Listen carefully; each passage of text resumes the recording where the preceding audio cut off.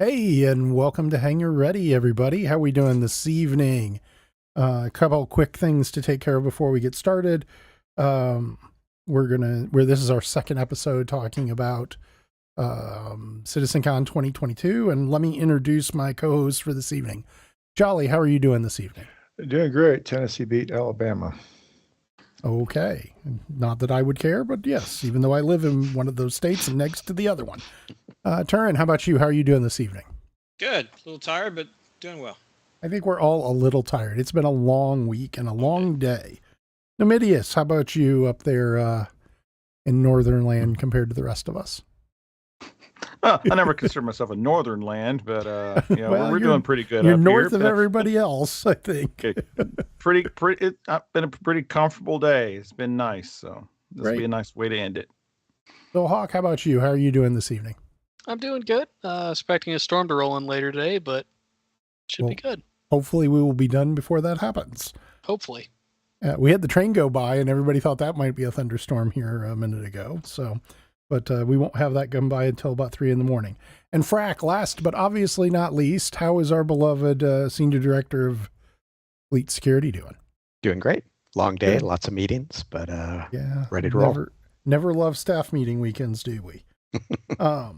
So I think the first thing that we're going to be talking about tonight, Turn, is Pyro. So what you kind of watched this segment a little closer than the rest of us, maybe, and look at that evil look he's giving me. I think his description of most of this is there's a blue one, there's a yellow one, there's a black one, something along those lines. Yep. But tell us a little bit more about what they showed us about the cool Pyro. Well, so they unveiled, I think it was the first segment really at CitizenCon, was a run through of the Pyro system. We've seen a lot of it in concept art.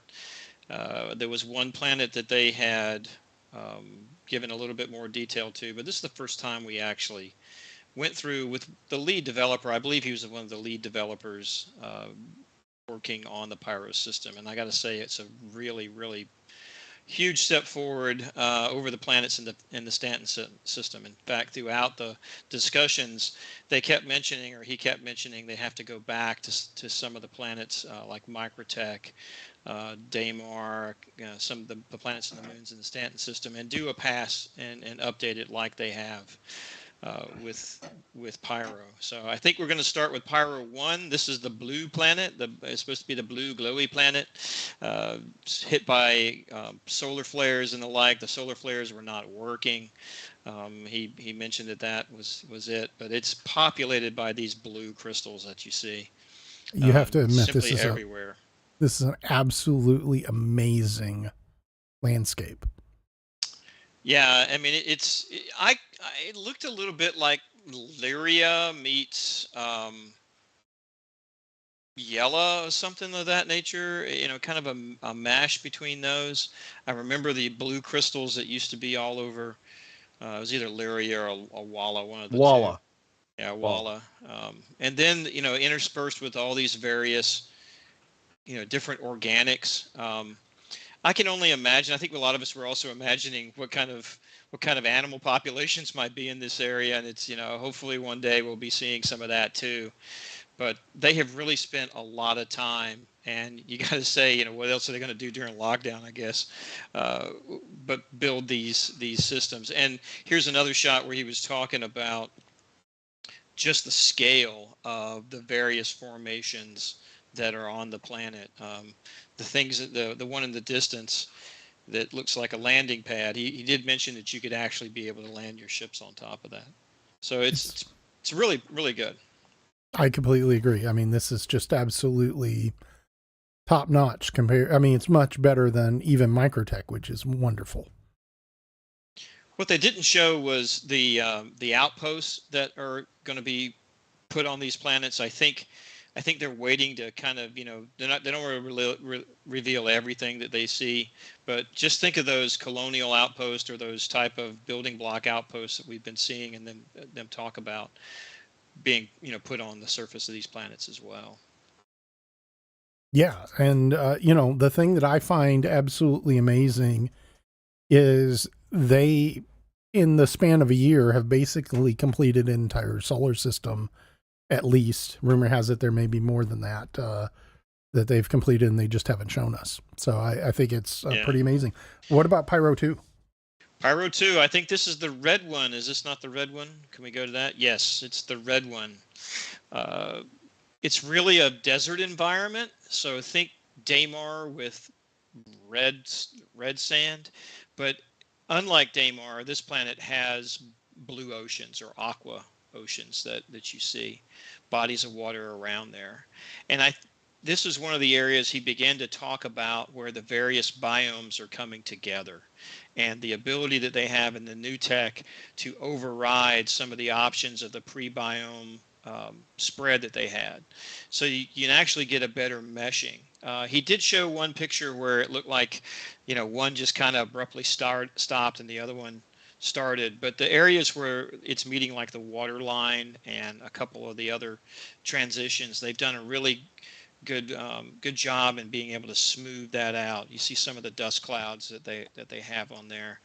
I believe he said that not all the cloud tech was turned on for these, but I can only imagine that they're going to be spectacular. I agree completely. Jolly, what do you think about Pyro 2? They made great improvements on the whole system itself. Nice to see more than just Pyro itself and the outposts that we're talking about during a couple seasons ago. And now we're seeing actually the moons around it and seeing how the diversity of it. So I like it. I like they did a good job. Yeah, it makes me want to visit. And then I have to remember that it's an outlaw system. So, but it's huge. But so this may be my only up close and personal view, I guess. So moving on to Pyro 3, if we could throw the Pyro 3 up. This is the yellow one. So this is the yellow planet. I'll give it a second. Look at that cloud cover. Yeah, so this is the yellow planet. It's the one that we've seen the most of so far up until this point.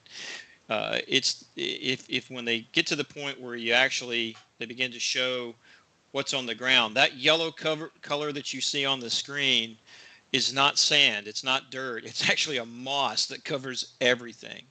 And when they get really close, you can see the wind move the moss and such. I can only imagine, if you were able to potentially control your hand, you just take your hand and move it over and be able to move the moss and the grass. This one also had a ocean biome that was included, and they included some coral features. They called them coral to kind of, basically calcified organisms potentially that are along the water line, etc. And I believe some volcanic biome with some different diverse vegetation. But we've seen this one before when they were talking about Pyro previously. This was the biome that they showed, and here's part of the ocean piece of it with the wave tech and the blending of the shoreline with the actual waves. They also had the new cliff tech that was in.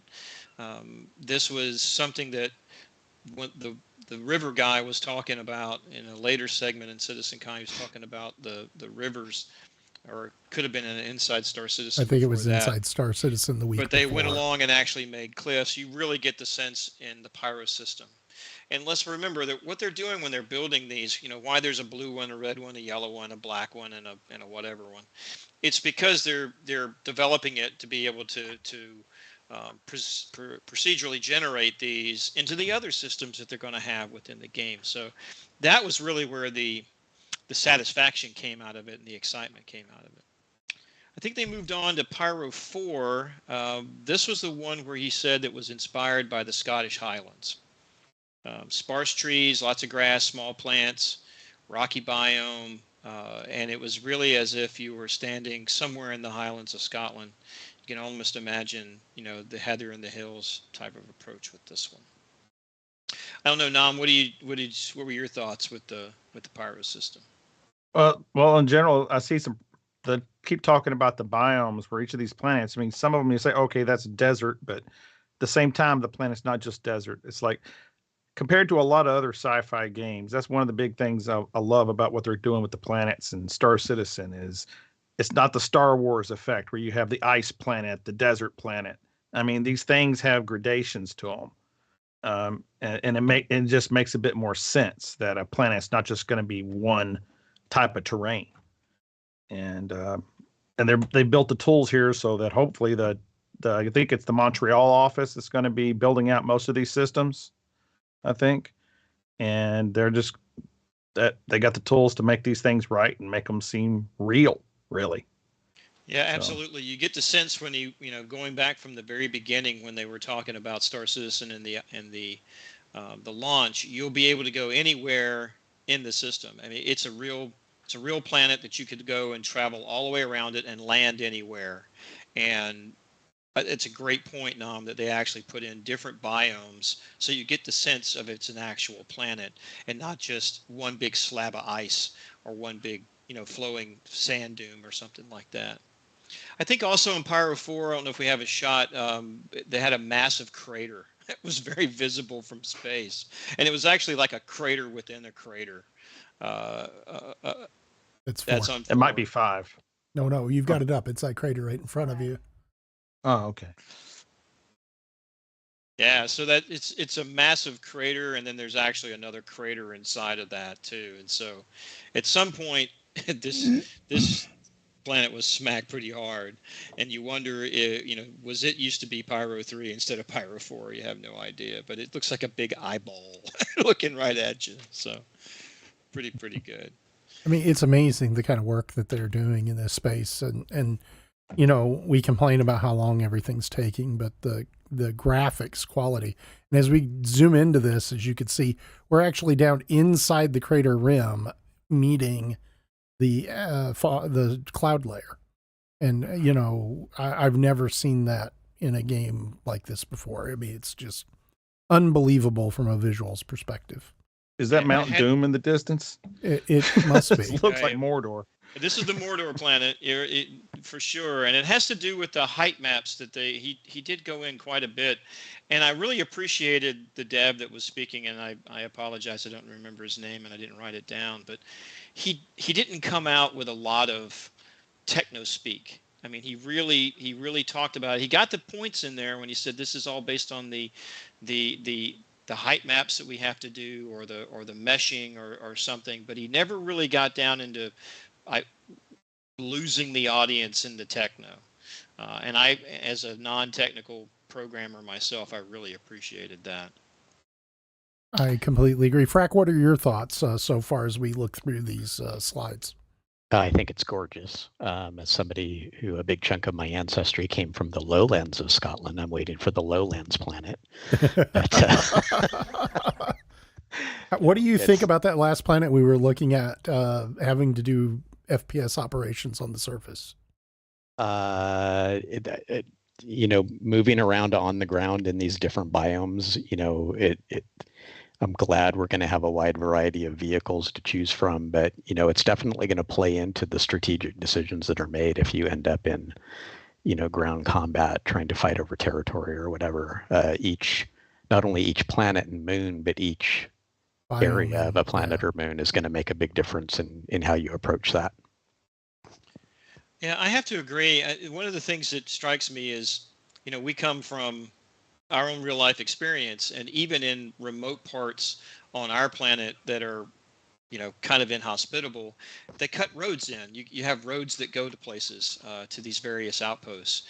When you're playing a game where you can fly over things, the need for roads is not there. So therefore, getting from one place to another on the ground makes it extremely difficult. And so a lot of times I'm trying to drive I took out the new Greycat STV, landed a ship about 2.5 clicks out from a bunker and tried to drive, and it was on Daymar, and I chose the absolute worst position to drive my vehicle across, just up and down big rocks and all this kind of stuff, which you can't really see when you're trying to fly over it, and you don't care when you're trying to fly over it. So hopefully maybe we'll have some semblance of a road system built into some of these things, but who knows? I doubt it.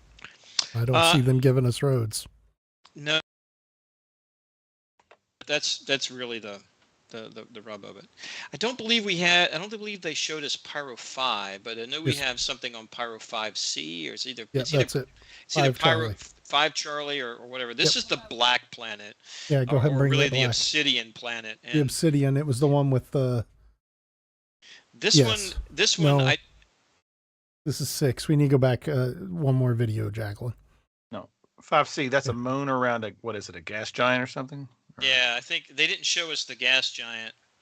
They showed us the moon. This is the one that has the huge obsidian streak in it.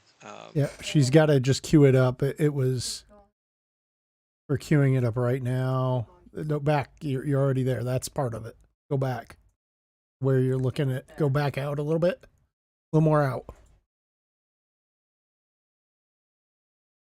Right there. There you we go. Sorry about that. So it's got the huge kind of a red-blue view, but this is a scar on the moon that is obsidian. And I can tell you that just standing on there, it gives me a paper cut just looking at it. It looks sharp as a knife when you're standing on it, but absolutely beautiful. It reminded me of the same rock formations that you see on Microtech currently, only on a smaller scale.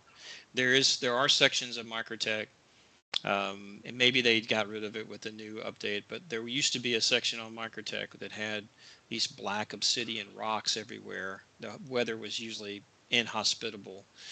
You didn't last very long outside if you weren't in the proper gear. I think it's somewhere on the northern pole or the southern pole. It's really close to the poles, but it's this black obsidian, but but it's not the actual ground itself. It's just rocks everywhere. This was the actual ground that was this obsidian look at that stuff. Yeah. So it just absolutely, gorgeous. And they have the reflection tech, for lack of a better term, because I'm a non-techie, but they have the ability to project these sun reflections off of it. And if they keep it up like this, I'm telling you, Star Citizen, CIG, I'm going to need some shades, brother. I'm just going to have some shades if you're going to keep having, shades and night vision. Those are two things we need. Yeah, the night vision we've kind of worked around, but the shades, man, you got to have them. But beautiful, absolutely beautiful. And the last one is Pyro 6, which is the multicolored planet. It's got all kinds of different color schemes. I don't really know what it is except for this spinal column of mountain formation that move across it. Craters, dead, with coral and rock formations in it, etc. Blue lakes, very thin atmosphere, and kind of a unique day-night lighting. I believe this is the planet where he ended the conversation where he allowed you to see the night sky, and the fact that the Pyro system itself has a very glowing star field. It's like there's a huge dust cloud that surrounds the system, and the light kind of gets caught, and it's just a red glow. I thought this was very unique with these chalky white rocks and ground in this very blue water. Interesting to see that it's a planet, the number 6 planet in the system. I would have thought it would be a little colder. I'm not going to call that water. We call it water, but it may not actually be water with the distance away from the sun. But clearly has some organic life in it, though. Well, you don't need water to have organic or have That's true. Just could be just a different. And what did they call this guy? This is the dude that they use. Standard reference, Steve. Yeah, they spawn it in no matter where they go in order to get a reference. So what are your comments on the planets? I really liked them all. They all had these really nice, unique features. I got to say, my favorite is probably that crater. Just very Mordor-esque landscape. But the Crater Lakes are also really cool. Overall, very happy with what they showed here. Yeah, like I said, I'm excited because this was obviously it's a very diverse system. So they have many different biomes, many different meshes, many different textures, et cetera, et cetera, et cetera. But it just bodes well for when they take this procedural technology and generate the rest of the systems.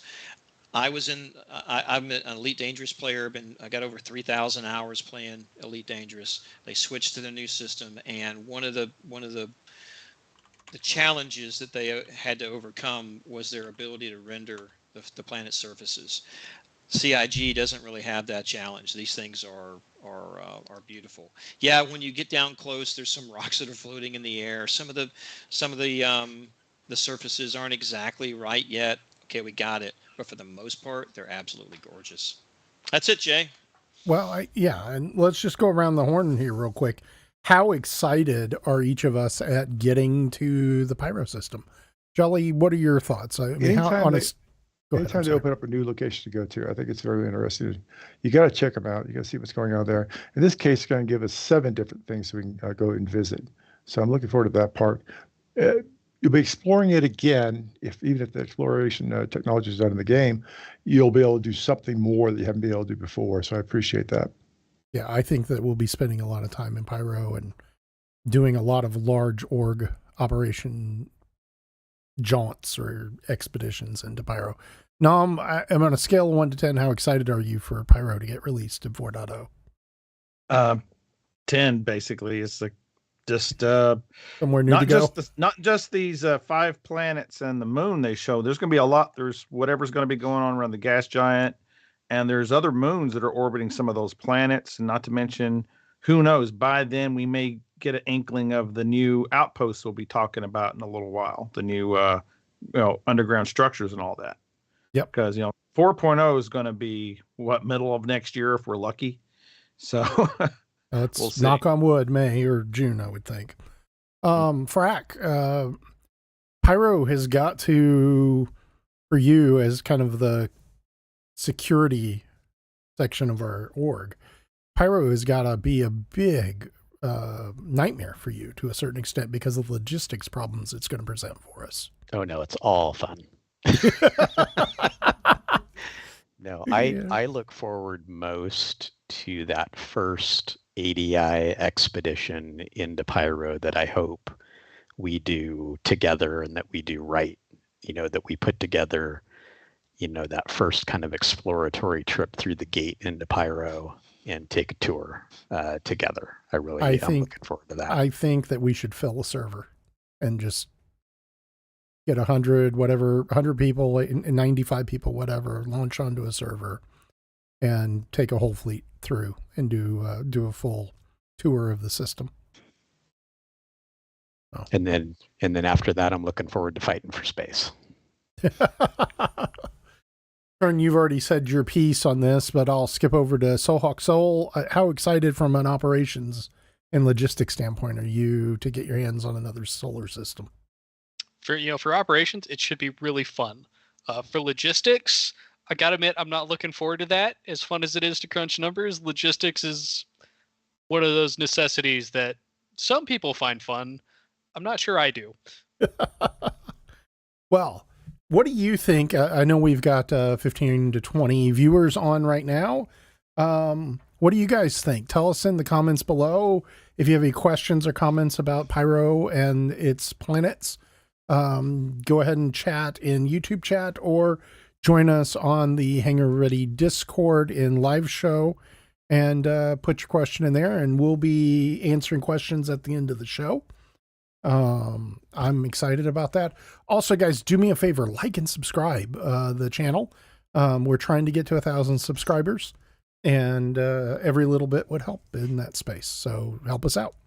I think we're going to go to a break and then come back from that break, and we're going to be talking about the new underground bases. So without further ado, see you in a couple minutes.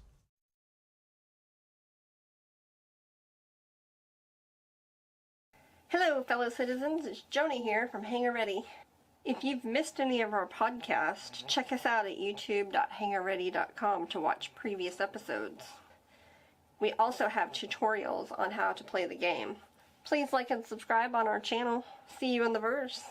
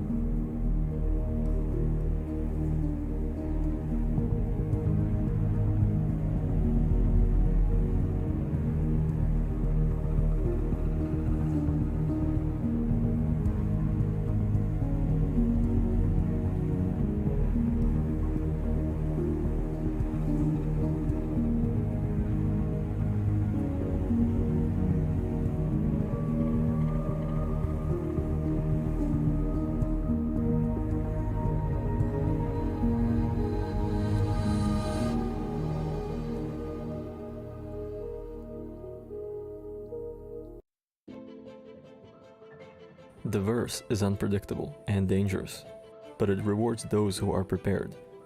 Armor, weapons, and equipment. The Armory has all the information you need to stay ahead and never be caught off guard again. Visit the Armory at armory.thespacecutter.space and never worry about equipment again.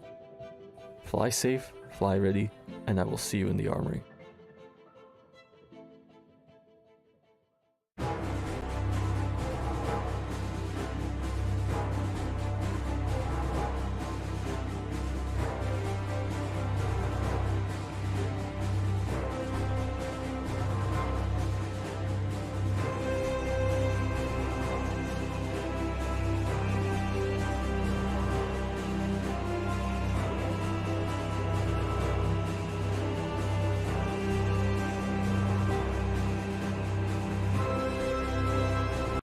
You ever feel alone in the verse? Need someone to lend you a hand? Join ADI. Go on now. Welcome back to Hangar Ready. Thank you for giving us that restroom break and being able to get some water in us, and off to the races we go. What we want to talk about now is the new underground hangars, and I think we've got a video queued up and ready to go that is going to show some of this, hopefully. Yeah, I think we're going to have to fast forward a little bit. Okay, this one we don't have cut, unfortunately. But there we go. So these new hangars are going to be a lot bigger. On the inside, there's exterior corporate lobbies, elevator transitions, industrial workspaces, exposed underground, and you know, this is just, it's going to be a lot bigger of an environment with a lot more area to fight in. So maybe we look at some of the stills here, Jacqueline, please. There, now he's starting to show. I think what's coming up is a picture there. He was just getting ready to show it. Oh, there. Yeah, that's okay. The first we saw of it's concept art of it anyway. Yeah. And so, I mean, these look pretty amazing. You know, from a CQB perspective, Turn, what do you think? Do you think this is going to offer us more more complex missions than we currently have with Bunker Busters? Yeah, I think it is. And two things really, I'll just say. Number one, I was surprised when he admitted that the original underground facilities, or the ones that are currently there, are not the ones that they really wanted. They're basically placeholders. They seem pretty thought out to me, and I thought that, you know, this is it. This is the facility. But he made it pretty plain that it wasn't. The second thing is, he made a comment that they wanted individuals to spend their entire play session in this one bunker. And I think that's the key. What we have to do right now is we have to go down. We do one. It's over in, I mean, depending 5 to 10 minutes. Well, there's some people in our organization that, you know, I'm just locking up the ship and turning the lights out, and he's already back up on the elevator getting ready to come up. So it doesn't take long to do the current bunker system. So this is going to be a new environment within the environment. You know, the space guys, they have a big sandbox, a big play area. This is going to give the first person shooters, you know, their play space, their play area that they could spend an entire session in. And for that, I'm looking forward to it. I am too. I think that this is going to be a much bigger, and as we look at some more of these screenshots as they get pulled up, this is not Orson, Siege of Orson big, but it is definitely substantially bigger. I mean, dozens of times bigger than the current bunkers that we're seeing. Frack, you've done some bunkers with the teams. What do you think about this? I think it's going to be great. Bunkers are frankly too small. Siege, when we had that, was a real opportunity for us to, work together in multiple fire teams and squads, to tackle content. And I think that, with the exception that this is still fighting in a basement, it's a bigger basement. and which is good. And it looks like these facilities are going to be huge. And so the idea that you can go down, with a group of Marines and have an hour worth of content to work through is going to be great. Well, I don't see you, right now, it's real easy for 1 or 2 people to go clear a bunker. Not easy, but it's easily doable by anybody that's got FPS experience. Yeah, it's trivial. I don't see that being the case. I think for us, when we look at stuff and, we often overkill even the current bunkers and drop 6 to 12 guys on a bunker so they can clear it very quickly. You're going to really need 4, 6, 8, 12 people to clear some of these bunkers in short order, it looks like. They're just huge. Yeah, I think especially if, like we saw with Siege, when you got in the low pop server and you get the AI acting the way that it's been programmed to act, taking that and then putting it underground in an enclosed space, I think has the potential to provide a lot of fun for the FPS players. Well, I agree completely. And Sol, what about your thoughts on clearing bunkers with these gigantic bunkers? Oh, with the new size and the complex environments, it's definitely going to be a whole lot more interesting than it is now. I mean, you guys have said it before, but right now it's kind of like ride the elevator down, shoot some people. Okay, we're done. Ride the elevator back up. Site exploitation, SSE, takes a lot longer than the killing does. Oh, yeah. To check the bodies and the stuff. If all you want to do is go down there, kill them, get the money, and run back up, it's, 5 minutes tops, maybe 6 minutes tops, depending on the mission. Anyone disagree? No. And here they were even talking about, some of these they intend or are large enough that you may need vehicles to effectively move around in those facilities, which is, again, fantastic. Yeah, they had like multiple points of entry. Yeah. They said that there's a pad on the top. There's one which is like the executive pad. There's the actual landing pad that most of the transport ships and everything will be going through.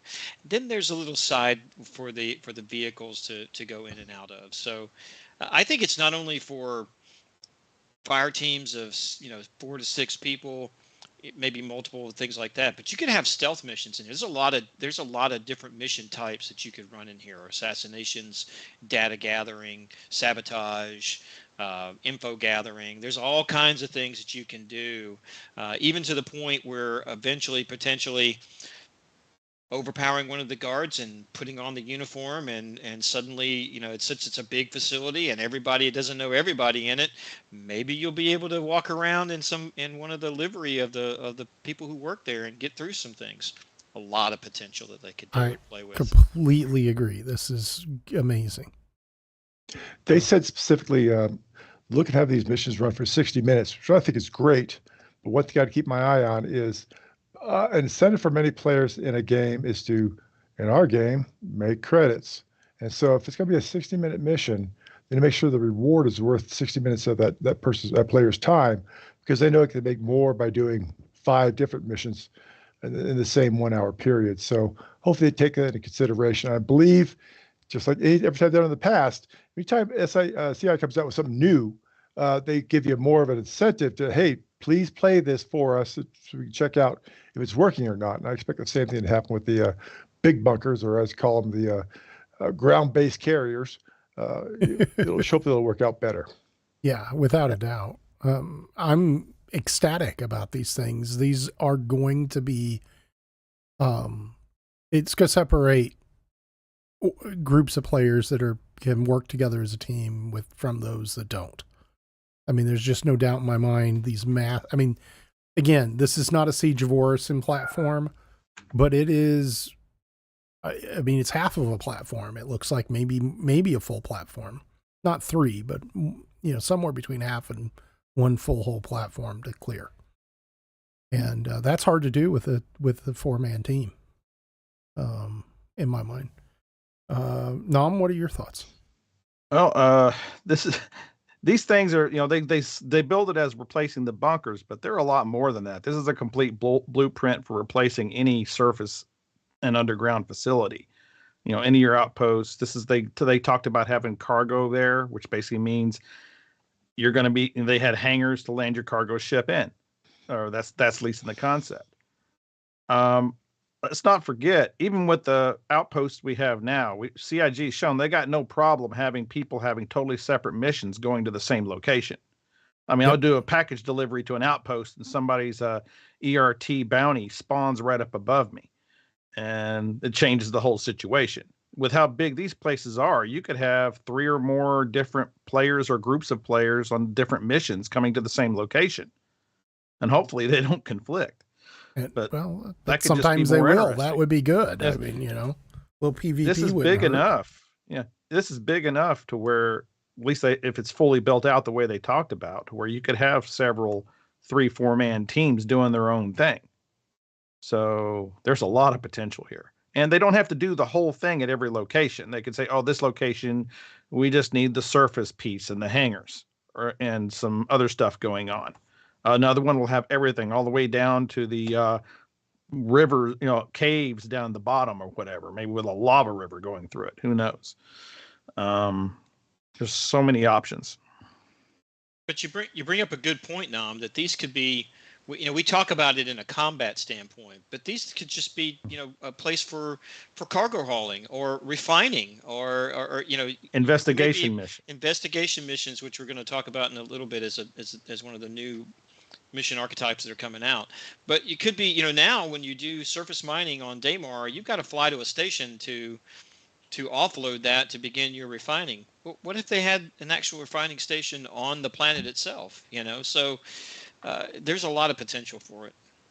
I think physicalizing cargo and this and putting these in are going to have a drastic impact on the game. I think that Nam is probably right, that you're going to have these big sprawling underground complexes and above ground to a certain extent. And you're going to be flying in to pick up cargo while there is a, go assassinate this person that works there mission for somebody else going on. And I think, it's going to make group play and having people with you on your ship to watch your back going to be that much more important. I think the days of being able to go into, running around in your C2 by yourself and landing on an outside hangar, running in and running back out and being gone in 5 minutes, I think are over. And I think that's a good thing. I also think with the size of these, that when you look at, if they get the spawn rate right or the mission spawn rate right, or how lucrative these facilities are overall right, it really is a one-stop shopping center for an org that decides they want to just take it over.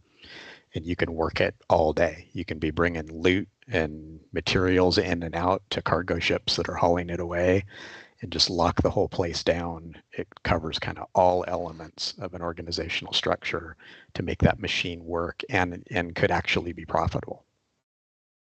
Completely agree.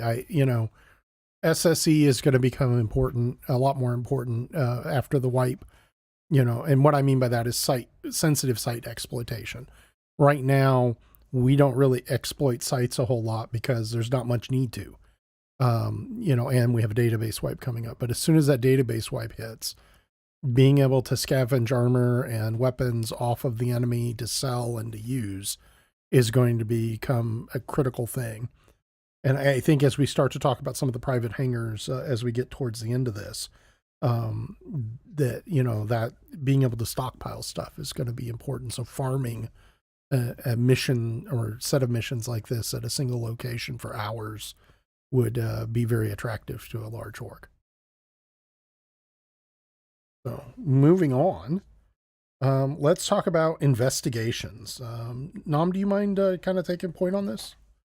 Sure. Did you not watch this video? Because you clearly watched it more closely than I did. I watched it.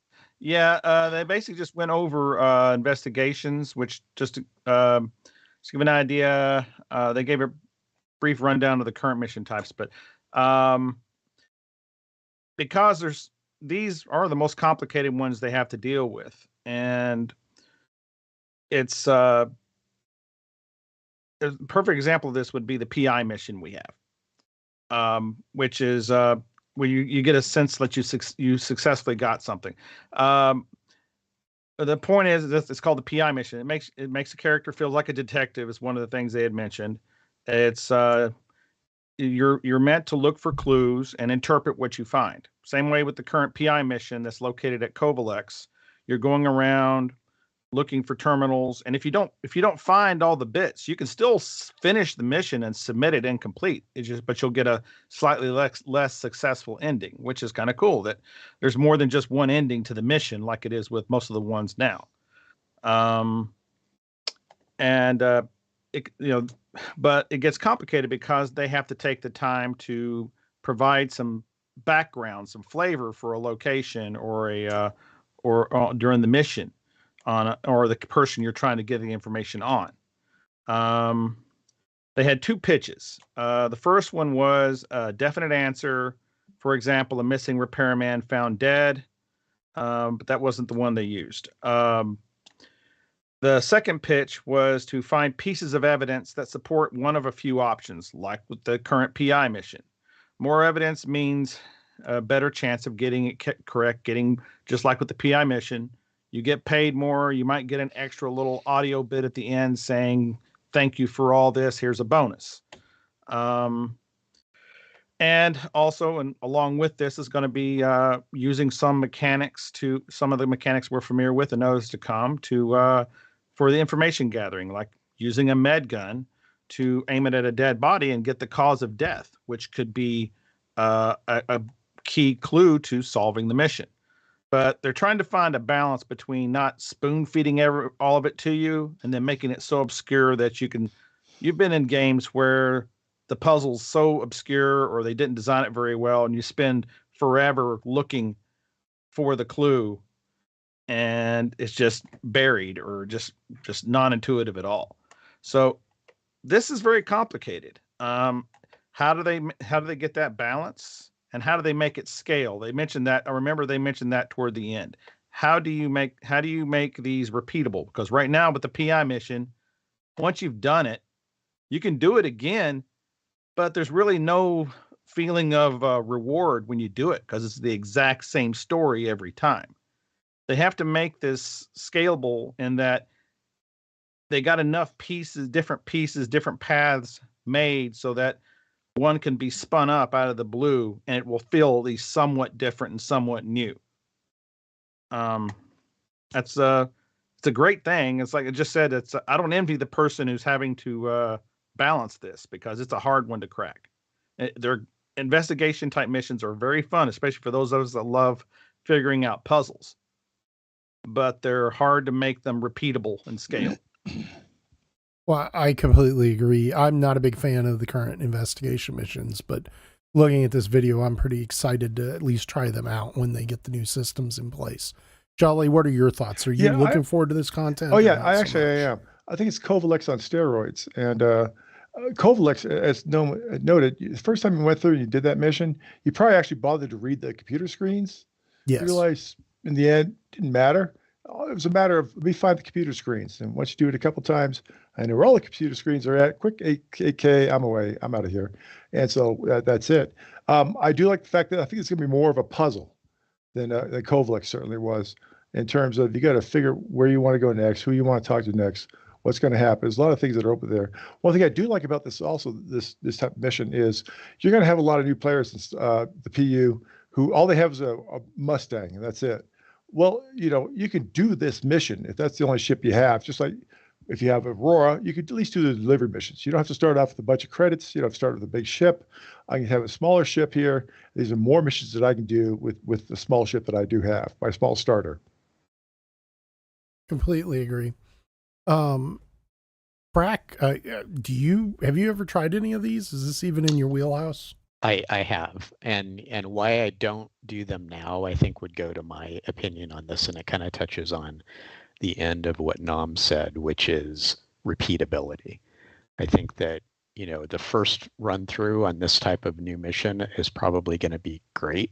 I question, once you've done it, how interesting it's going to be in multiple playthroughs once the clues are figured out. and how those missions are generated and how much variety there is. Are they all hand built? So once you do it once, that's the answer every time. I think that for me is the bigger question. I'll go do them the first time. If it's the same every time, I'll probably never do that type of mission again until there's new ones made. I completely understand. And Turin, are you a fan of the Covalex missions? I'm a fan of anything that's not strictly combat related most of the time. The anti-frac. I am not the I don't mind doing the combat stuff, but I do the missions now that where you have to go down and investigate a crash, and I have to in my own mind jazz it up a little bit because it's the same thing. You land somewhere, you run around the ship, you find the guys, and you go. I hesitate to say that is this potentially going to lead to questing within Star Citizen. I know it's a bad term because they don't really want to get into that kind of thing, but I have to kind of agree. Right now it's just testing, so it's going to be a single linear process, potentially two, maybe three different types, so they can test whether or not it works or not. To be effective long term, when it goes live, it needs to be a multiple interlocking quest type deployment for something like this, where you have to do maybe different things or go a lot of different places or something of that nature. It's the standard trap in any MMO. Once you start down the quest line, you can't really do it again, because even if you build another character, it's the same quest line. So it's got to be something that can be changed up enough to be interesting. Completely. But I'm looking forward to it coming in, though. I will point out they did mention the word scale a number of times, so they are very, very aware they're going to have to make this work on not just, like you say, just a couple of handcrafted missions. That it has to be something that's easy to scale. It's easy for the system to spool up a slightly varied version of it for you that's at least feels somewhat fresh. And like I said, that's a challenging thing to do. They have to have, and it doesn't have to be just the one mission either. I mean, you can have missions that can chain off to another mission, and maybe which mission that is may depend on how you completed the first one. And we've seen that before, where you do one to be able to do the next one. And bring back Tessa Bannister. Where's she at? Oh wow! Yes. Well, I mean, there's a lot of MMOs that I played. BDO, Guild Wars, the first Guild Wars, where they could have special content, seasonal content. Every one of us have jumped in, and they're, what's the Halloween mission for this year? What's the Christmas mission for this year? What's the X? And it's all the same technology underneath, but you can write special scripts and things of that nature, and you can keep it fresh in that way. I think what we're going to get in the alpha stage is 1 to 3, large, medium, small, linear mission set. So it's because it's being tested right now. So don't be discouraged when you've run it and that's it. That's all what they're really looking right now is being able to do that. They have a few small inklings of it right now, as far as if you've done any of the derelict reclaimers in space. They have some bits of it in there, like one of them there. You got to find the data pad and get a code off of it, and then they don't hand feed it to you. You have to find the locker that code gets input into. That kind of thing. It's kind of similar to Siege of Orson, where you got to get the code off the lieutenant, but at least that one, it's pretty easier to see the boxes. But, yeah, yes and no, because, and I've done that one too. But if you know what to look for when you're running through the reclaimer, you can see the puzzle. I'm not going to give anything away, but it's sort of like what they did in the caves, where they paint the yellow rock. That's the one you have to grab, and they just never remove the yellow rock. So there's things you need to look for. But one thing that did surprise me is that I took my grav tool And there are some things in the reclaimer that you can actually grab and move. And one of them is this big piece of iron, this huge big piece of iron. Well, you need it for something. That's all I'm going to say. So, those type of things. And there's nothing that tells you that that's it. And honestly, it's not the only way to solve that portion of the puzzle, but it's creative. And so that really jazzed me up when I got to that. It really did begin to feel like an MMO or a universe or something that I could actually sink my teeth into, and I can only imagine what it would be like when they replicated over 20 to 50 different systems. They're definitely putting some thought into this stuff. So, well, last but definitely not least, Sol, do you have any interest in this, or you're just sitting in your office counting all the beans and bullets? I mean, this was actually my favorite part of the entire show. The environmental storytelling, the problem solving is really something I enjoy. So seeing this, I'm really hopeful that it turns out well, though some of the stuff I was seeing in the video, still really early in development, it has me a little bit concerned, though hopefully it develops in a more less repetitive way. I completely agree. Well, folks, that's the end of the middle segment. We'll be back here in just a couple of minutes. A quick holler out. If you're having problems with chat, you can always hop on Discord at discord.hangarready.com. Go to the live show and ask your questions there. Guys, again, do me a favor, like and subscribe for the channel. And if you have questions or comments or things you want us to talk about, go ahead during this break and get those in chat, either on YouTube or on our Discord server. And we'll get to those after the last segment. We'll be back in about 3 minutes.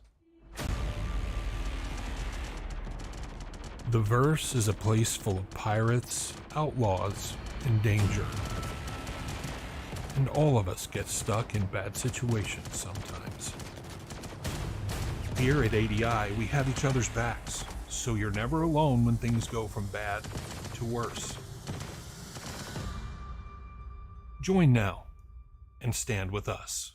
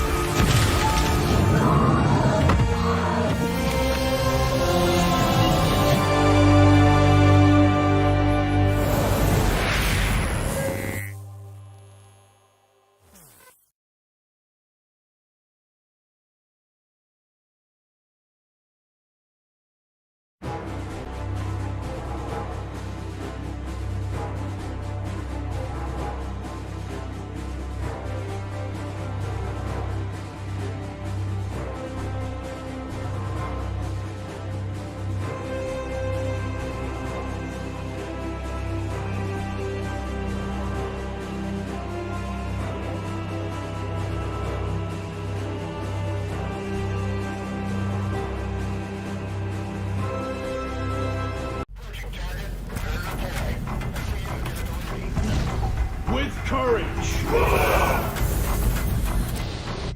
for honor, in strength, to glory.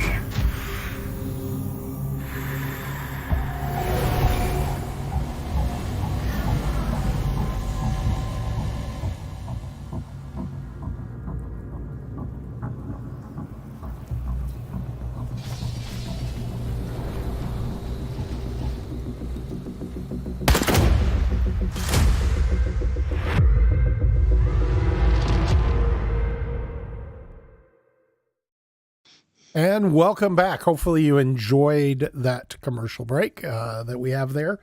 And we're here to talk about the last couple of things. The big one that I want to show you guys is the Lorville Redux, I think is what they called it. And I think Jaglin's going to throw that up on the screen. I'm going to be honest. I'm probably the only one here, but I absolutely hate Lorville today. I avoid it like the plague. I avoid it more than I avoid Area 18. I'm not a fan. And let me tell you, I find the Lorville rebuild amazing. So I'm really excited about it. Excuse me, Jolly, what are your thoughts on the Lorville redo? Because I know you spend a lot of your time at Lorville. I do. I love Lorville. It's really simple. It's quick and easy to get in and out of, as long as you don't mind the smog. But it's easy to go to. Let's put it this way. I do a lot of mining. I'm at ArcL 1 to refine it. I take it to Lorville. I don't bother with the Area 18. Area 18 is too much a pain in the butt to get into and finding the damn landing area. So I go to Lorville, which shows out quite simply. I like the fact they're expanding it out, make it look more like a city, less of an industrial complex. In terms of gameplay, I don't think it matters. In terms of visuals, I think it'll be nicer. But one thing I am concerned about is, and all of us have been there before, if you go to Lorville a lot, is you're flying in there in the smog at night, and all you're looking for is, please show me that building. It'll point me which way to look at, and I'll look for the landing lights.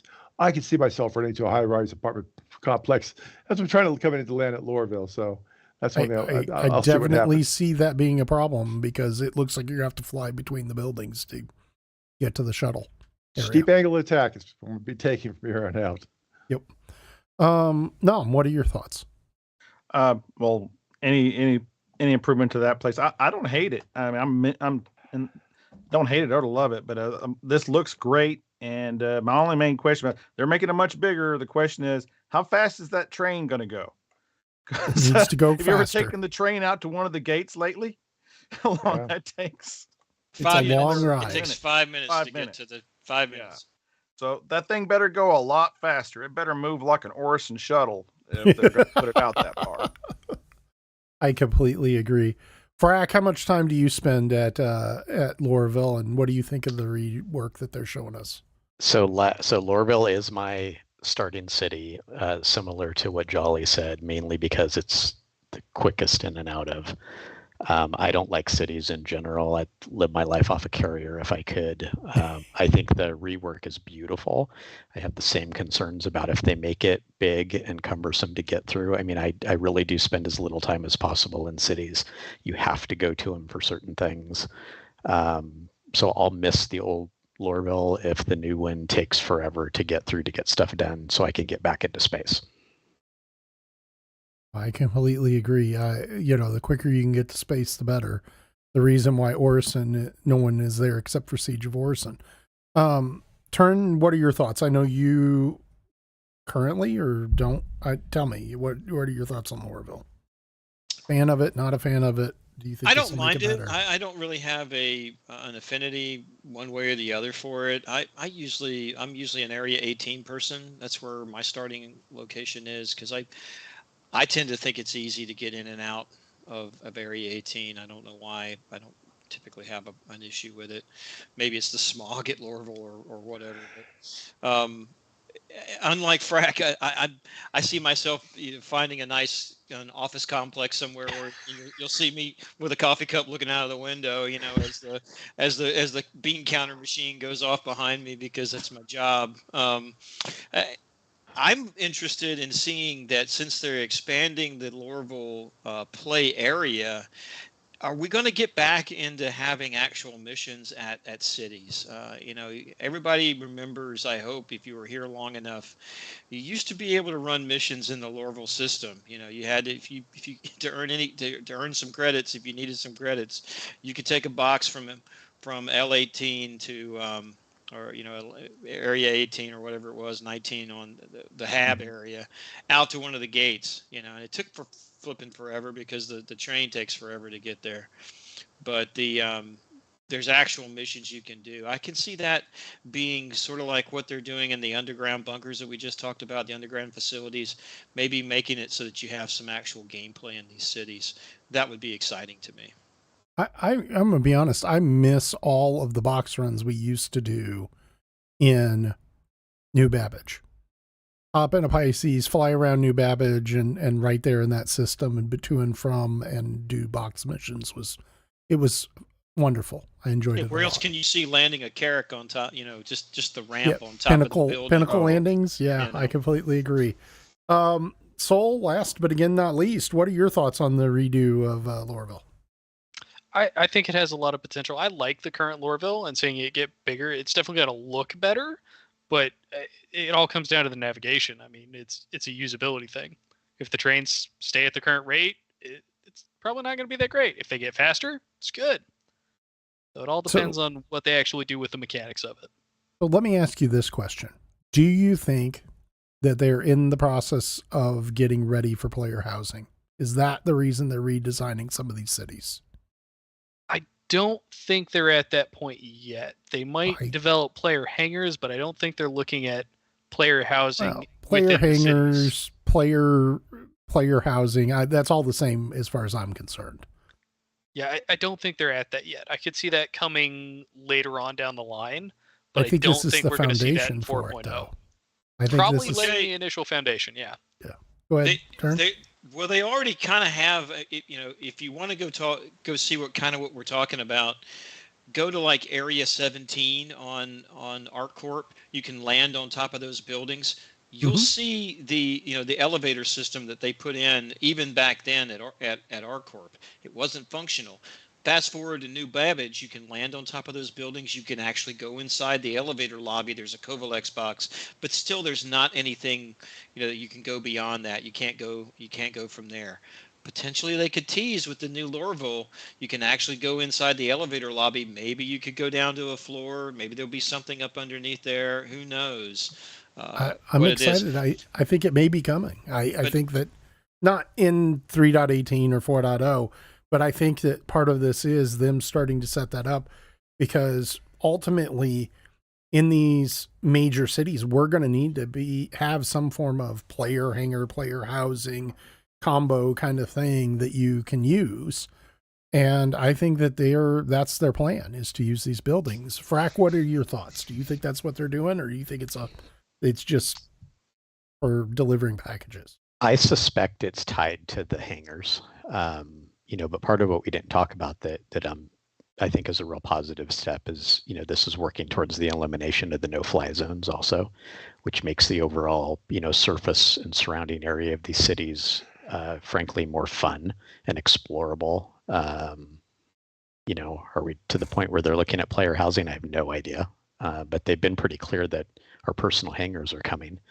And if they attach that to these, revamped cityscapes that don't have no-fly zones where you can take your ship kind of anywhere you want, including to your personal hangar, that'd be great. I'm excited for it. And I think, I'm not saying it's going to happen immediately, but I think this is laying the groundwork for those. And I think Area 18 is going to be the cheapest in the Stanton system because there's just so much. Jolly, what are your thoughts? Well, I gave them earlier, but I'm looking forward to it. I think it's been a big plus. Do you think this is related somehow to the private hangars? I don't see any connection whatsoever myself that I've heard or read. Fair enough. Well, let's move on to the last segment that we're going to the second to the last, and that is Outlaw Lifestyle. And Nam, I'm going to toss this over to you because I actually didn't even get to see this video, so I'll be watching it with you. I'm sorry. I don't remember they actually talked about a lot. They had like a showcase of different locations. There's a video to play. Yep, we're going to be playing that right now. I think that's up on there now. Yeah, they were basically showcasing these different quote unquote outlaw locations, which makes sense since they're talking about Pyro as well. From what I understand, most all of your landing locations and such on these planets and moons are going to be these locations we're looking at here. Matter of fact, that there is from the demo they did where the guy was stealthing into an outpost to steal an artifact from a year or two ago. Yep. And that was on the yellow moss. Yeah, that was the planet with the yellow moss everywhere. Yep. And this is all just giving us a taste of the style they're going to have for all these outposts you're going to find scattered around the Pyro system. And it's just shows they've been making a lot of progress. They got a lot of assets to work with. So hopefully by the time we get Pyro and 4.0 middle of next year, we hope there'll be a lot of this to explore and check out. And yep, that's pretty much all there is to it. Just yep. Okay. Frack, are you excited to raid some of those big outposts there that are? Go ahead. I think it's great. I think, right now when you look at, whether you're talking about on the NPC side or the player side, basically, outlaw players have Grimhex and prison are kind of the two places you can be based out of. I think that, supplying base locations, outposts, gathering points for the people who engage in that type of play is long overdue. I know I would be excited if I was on that side of the gameplay. I'm just as excited being on our side of the gameplay because it gives us more places to go find them. Yep. And maybe places that aren't armistice zone where we could go in and, attack. Yep. Lawfully. Use the lawful there. Totally. And then last but not least, we've got, Chris Roberts spoke for the better part of 2 hours, I believe. Somebody correct me if I'm wrong on that number. Just under 2 hours. Just under 2 hours. And he rambled on. The truth is that you have to go watch that video because it was all over the place, but it was chock full of a lot of good information. But we can't do it justice without spending 2 hours on it.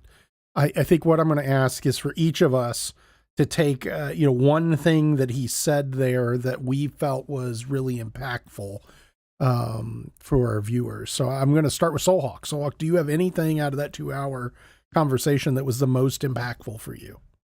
I got to say the EVA rework, and they talked about the fact that you'd have to have an EVA pack now to do it. So that changes the dynamic for people who are soloing in fighters. People are going outside. They lose the access to the backpack. There's limited fuel in the EVA pack. There's a whole lot to unpack there, even without getting into the nitty gritty of all the animation stuff they showed and all that. Just the fact that you're going to have an EVA pack to do it is something to pay attention to. I completely agree. I think that's going to logistically impact a lot of players. Turn, what was the big thing that jumped out at you? Revamping that damn star map. Oh yeah. So we're getting a new star map. They've talked about it, and I think the other thing that they talked about was an actual mini map. Yeah, if you're going to have a lot of these places where you're going to have to, navigate around in cities and outposts, et cetera, it would be really good to have a mini map. It's a standard and staple in most MMOs to be able to have something, along that, or at least be able to push a button and get a ground surface view of it.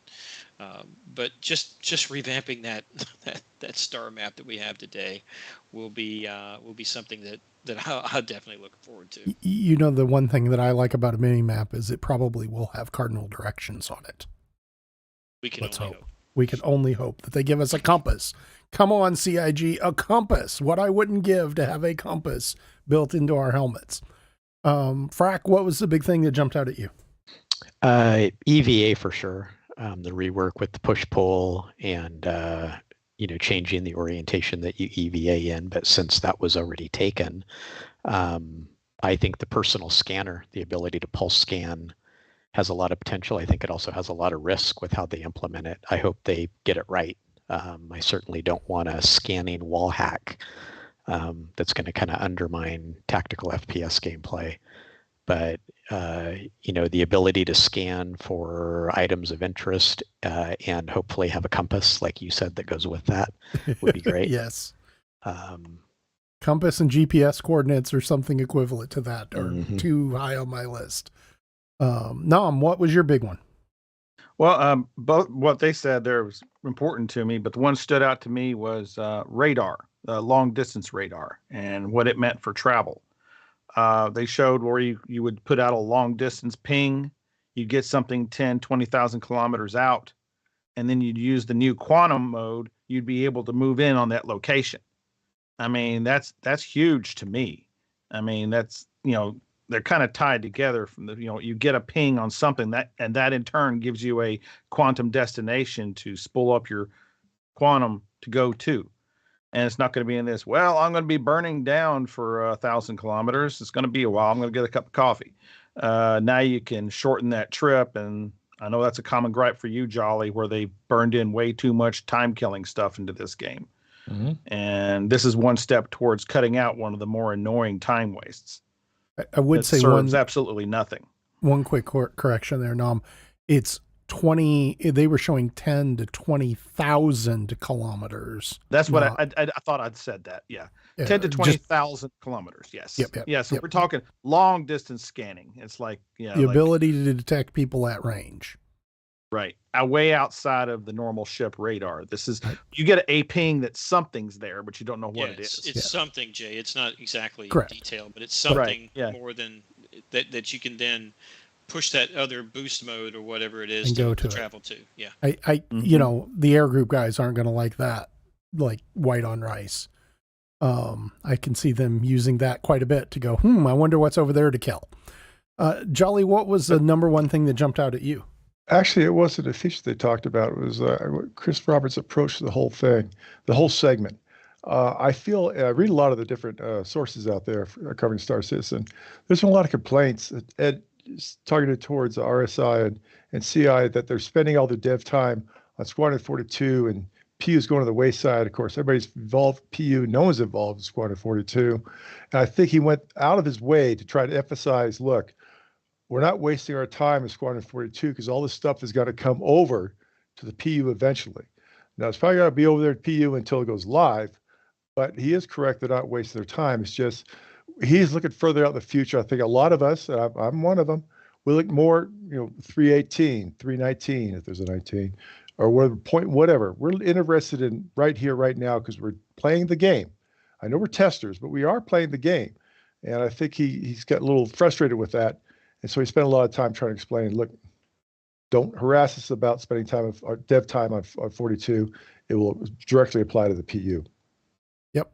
So to our viewers, we've got about 20 viewers right now the last time I looked, and would love to have more, but that'll be a good start. If you've got, what is the favorite thing that you found in this segment that you found most interesting? And let's cover that when we get to our questions and answers. Now, mine, I had two. One, skills and attributes, and hoping that they are only going to implement that in Squadron 42. I think it would be to the detriment of the game to implement that in Star Citizen, the MMO. And then number two, the biggest one for me was the fact that you're not going to be able to sit down in your seat fully armed with backpacks and long guns at some point. I think that that's a good thing. It's going to create logistics that you're going to have to think about for storage and getting to that equipment, depending on what kind of missions you're doing. And I think it's going to be a big impactor that you're going to have to take into consideration about making sure that you've got the right gear for the right people on these larger multi-crew ships. So I think those are the two big ones that I caught. I know that there are others here that think that the whole skills thing in an MMO is not something we're excited about, but I wanted to highlight that. So what are your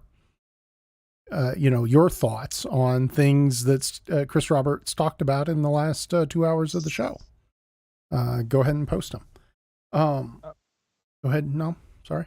I was going to say on what you're just talking about there, I think it's worth, because I got kind of a different take on it, but I think, Frack, you have some thoughts on the skills thing and what that means, right? Yeah, you go first. Okay, so you can turn me down. That's good. No. Well, he's got to get his flamethrower started up. He's got to wake up the cougar. Really a bad thing. I mean, depending on what they do. I mean, if you go full RPG, no, that's crazy. But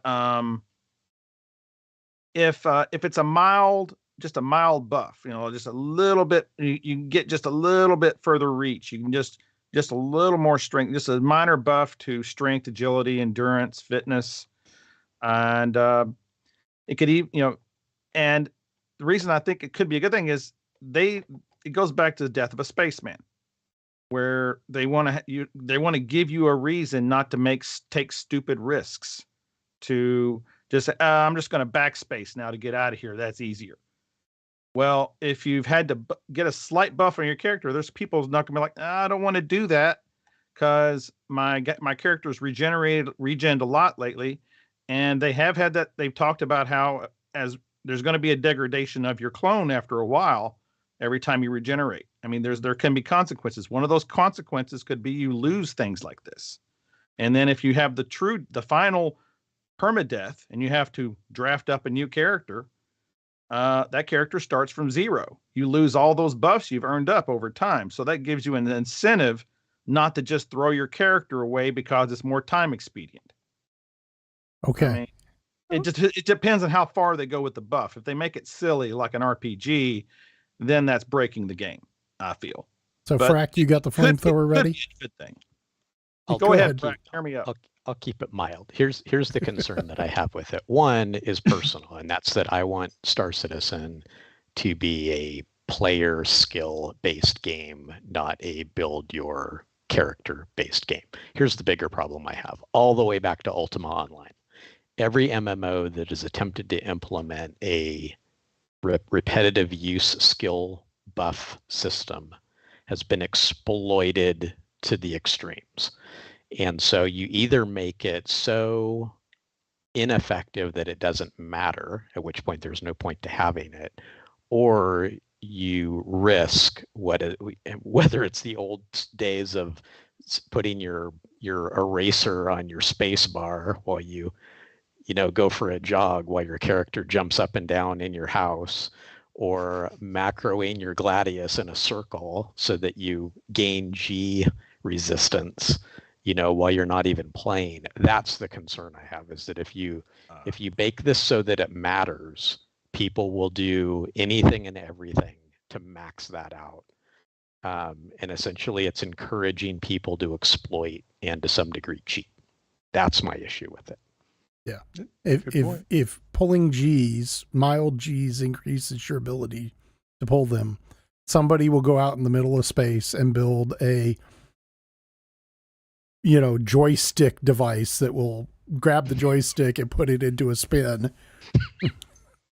Just macros everywhere. Yeah. Yes. Yep. And until their G sensitivity is minimal, or G, sensitivity is maximum, whatever is best for them. And then if you're unwilling to do that, you're at a disadvantage, and it's a disadvantage, created by the devs that forces you to engage in that behavior in a game that to some degree there's a competitive aspect to it. Go ahead, Jolly. I was just going to say, I was just going to pick up boxes and drop them for an hour and see if I can increase my strength. Right. Might help. But in seriousness, though, no one brings up a really valid point. That's what might be the purpose behind this. Has more value behind your character living, as opposed to, I'll just start over again. It's no big deal. But Noam also has a valid point, and so does what Frack was saying. Let's not get carried away with this stupidity. One thing I do like about the PU is it's not a matter of, hey, I suck at the game, but you know what? I'm level 46 and you're level 5. You're good, but it doesn't matter. I'm a 46. I win. That's not what we want at all. Yeah. It's one thing maybe to have them nibble at the edges, but I'm concerned about it. I don't necessarily think that's a good plan for MMO. It should be skills based, and 99.9% skills based, in my opinion. So, any other comments on Chris Roberts' data dump, for lack of a better term? Okay. Well, I'm going to have Joni do a little flash on the screen here for editing purposes. You good? Okay. She's written it down. I think we're going to go to questions and comments. So, Halcyon has this question, or this comment. That's the one thing I dislike is permadeath, because griefers and pad rammers just kill you over and over, and poof, you lose your character. Yeah, I think that would be bad. Don't get me wrong, but it's probably for the better, because let's be honest, griefers and pirates and things like that are probably going to get killed a lot more than your average player. And my general philosophy is, if you attack us and you eject, we're going to blow up your pod. Because don't mess with us. We won't mess with you unless, just don't mess with us. What are your thoughts, Jolly, on this? No, I agree with what he's saying. But bear in mind, I think griefers are still going to be a problem in this game. I do think RSI is trying to do what they can to limit their impact, and maybe they do a little bit more. Bear in mind, that's not pirates. Pirates are different than griefers, big time difference. But I agree with what Halcyon's saying there.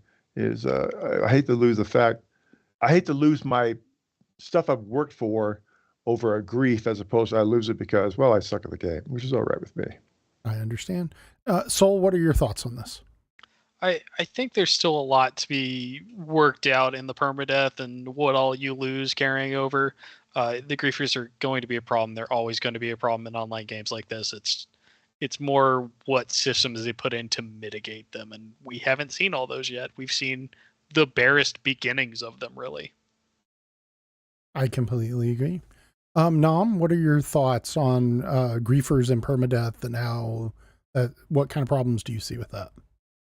It just depends on where CIG balances it. I mean, every indication we've had is it's not like you're going to, if you die 5 times on a new character, it's going to be way more gradual than that from what I understand.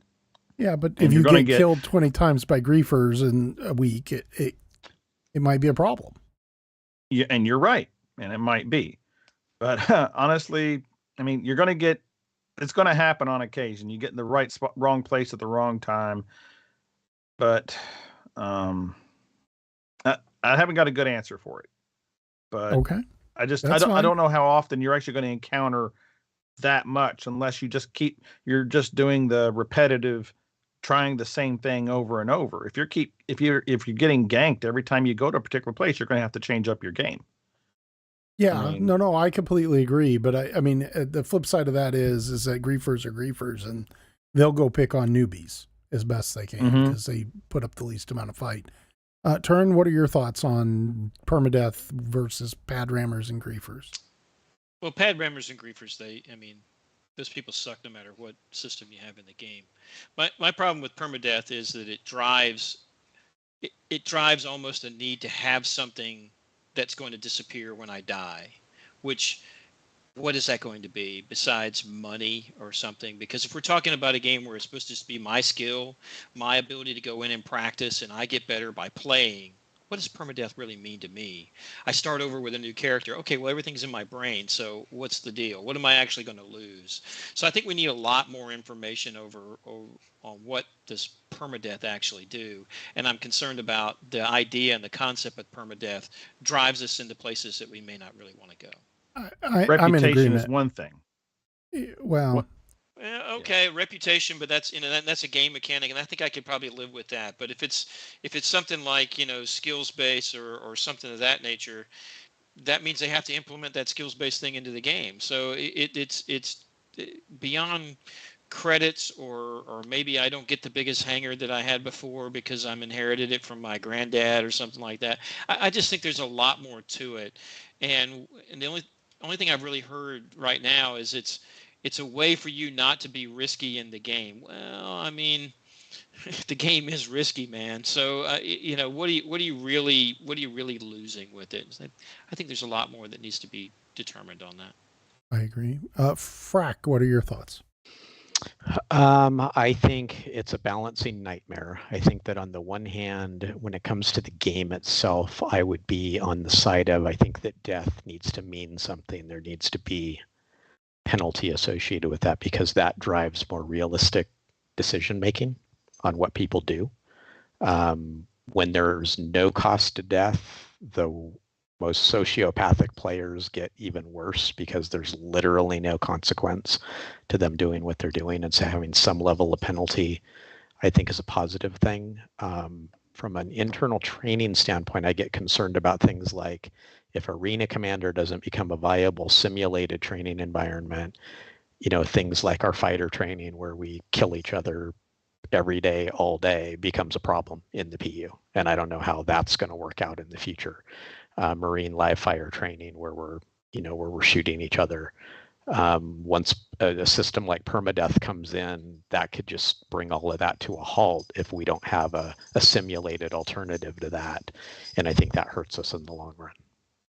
I'm going to be honest. I think that they're going to do away with permadeath because of the wailing and gnashing of teeth. I don't think it's a good game mechanic. I think it's short-sighted in an MMO where there's all this stuff. I think that there'll, be some degradation, and you got to go pay to get your body back to 100% or regen or whatever. And there probably will be some death penalty when you get killed, but I think the permadeath thing is going to go away. I do not see that making it to go live personally. I think the wailing and mashing of teeth will be too much, and they'll give in on it. Who agrees with me? Show of hands. I don't think if you mean permadeaths like Dark Souls type consequences, I don't think they're ever going to go that harsh. I mean having to change the name of your character or something like that.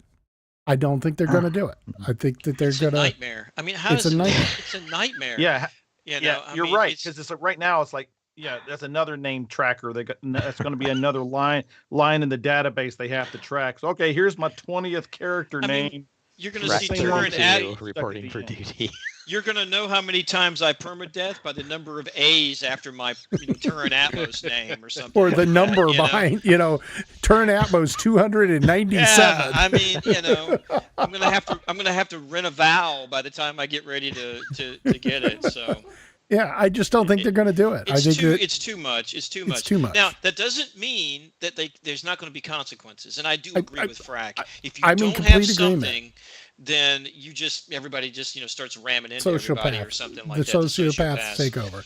And you can take away things that you have to build back from a game perspective, like reputation, like credits, like, maybe your stuff got sold at auction, when your granddad, bought the farm over Lyria the last time or something. I don't think they're going to do that. You've got to be able to do something.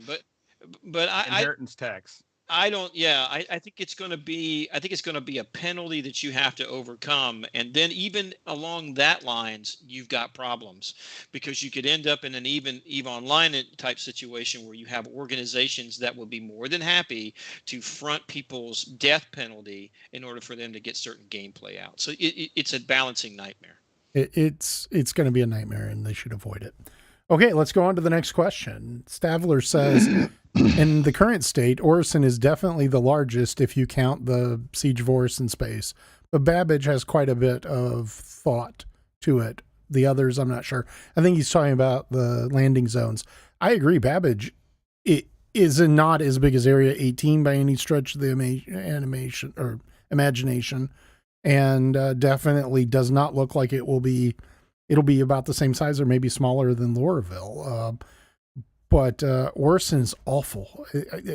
It's just too long. Now that may go away. I'm kind of hopeful with what they showed us that we'll be able to use the speed to get into Orison, in and out of Orison quicker. What do you think about that, Frack, from your perspective? Do you think the new speed changes will make Orison a more viable starting location? Yes, I do.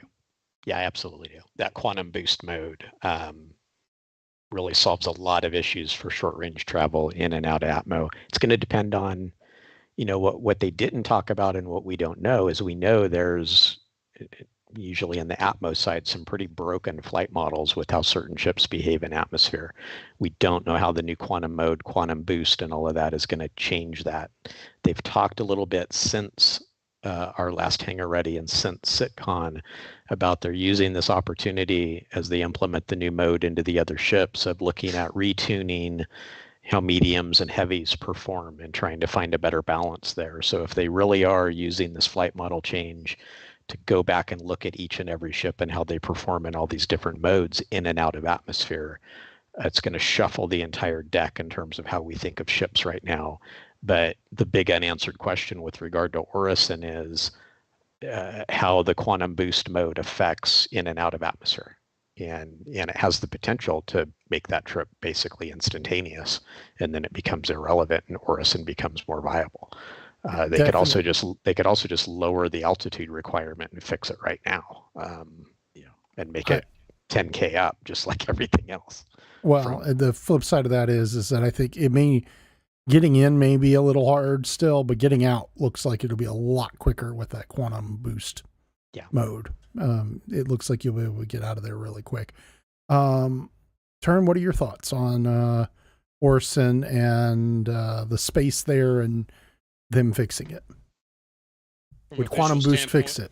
Yeah. Well, and I think you're going to have to be concerned, just like Frack said, about what does that mean? What does quantum boost mean from inside the atmosphere? Because right now, when you hit quantum, if there's an asteroid in front of you or something like that, you just go right through it. So they may just go ahead and just disregard atmospheric inputs as soon as you hit the quantum boost. I don't think it's going to help you getting down to it, but you have to kind of at least have a target to look at before you do it, and it'll also mean whether or not do I just hold it down and I go for a few distance, and so I have to get really skilled about being able to, like we used to do in the past, where you would try to transverse around the planet and hit your power button in order to stop midterm or something like that. I actually think that Area 18 offers the most space currently. I think when you start without talk a about doubt. largest, it's not really Area 18. It's just ArcCorp in general. I mean, how many people know that I think there's 5 locations on the surface of ArcCorp that you can actually set a quantum beacon to and travel to. They all look the same. They're just empty. Well, there's a little variation between 17 and 4, and I think 6 is another one or something like that. But they all have buildings you can land on, and all have buildings that could have in the future be potential for player habs, player bases, player hangars and stuff. So I don't think Orison, the way it is right now, is, unless they fix the atmospheric just mountain that you have to overcome to get out of it, is going to be any more populated than it currently is. I agree. But Yeah, because the reality is you have to fly that high because you can't quantum out of there now. If you can't quantum out of there now, it would take a complete change in how quantum works to be able to quantum boost out of there. well, but it looks like that's the way quantum boost is basically a fast fly mode. So we'll have to wait and see. So Hawk, what are your thoughts on this? I'm hopeful that the quantum boost will let us get out of there faster, because right now it's painful. It's really painful. And Even just in be fast able to ships. get out, if we can't get back, that'd just be a huge improvement. Yep. Nom, your thoughts? Do you think Orison becomes more viable if we can quantum boost down to it?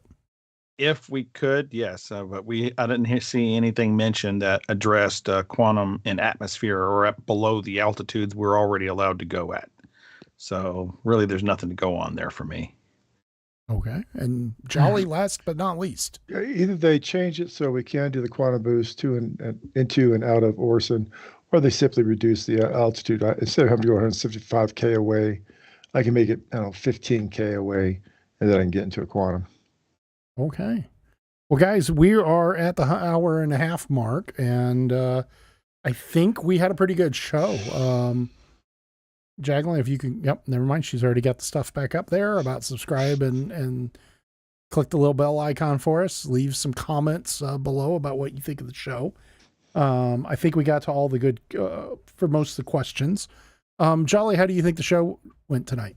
Show went great. I'm glad we got to finish up the CitizenCon that we started last weekend and finish it this time to hit all the stuff. Even then, we didn't hit 100% of the things that were covered in the CitizenCon. But not by far. Yeah, we hit enough of it. If you by chance missed the con or you had to step away for it, hopefully we caught you up on that stuff. Good. Nom, what are your final thoughts? We touched on all the things that interested me. I didn't know if we'd get through all this in this segment, but I'm glad we did. If you're getting back to the long rambling talk at the end of the sitcom video, they hadn't had that uploaded initially. You got to go to the full upload that's like 5.5 hours long, and about 3.5 hours in is when Chris Roberts starts. So if you want to go watch that piece, that's where you got to find it on the Star Citizen YouTube channel. Mm-hmm. So, Frack, final thoughts for the show tonight? Good show, good sitcom. Hardest part about teasers like this, especially when it involves major flight model changes, is the wait. So I'll be waiting impatiently. Okay, sorry about that. I thought I heard something in the house. Turin, final thoughts? I enjoyed the CitizenCon, even though it's virtual. I'm looking forward to the opportunity to be back in person again. There's a lot of stuff that's coming down the pike. It's very interesting. It's got me excited about the changes that are coming.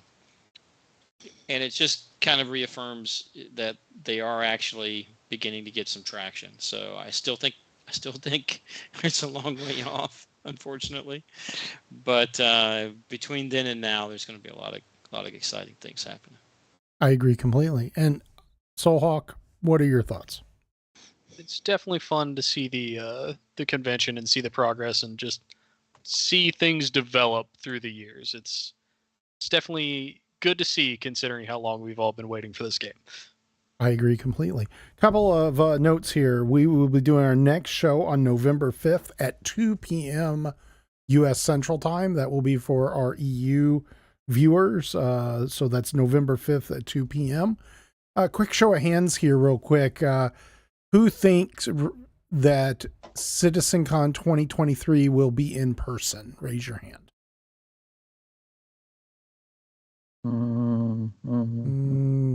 I don't think so. I'm going to be in the. It's so much easier for them to just broadcast it.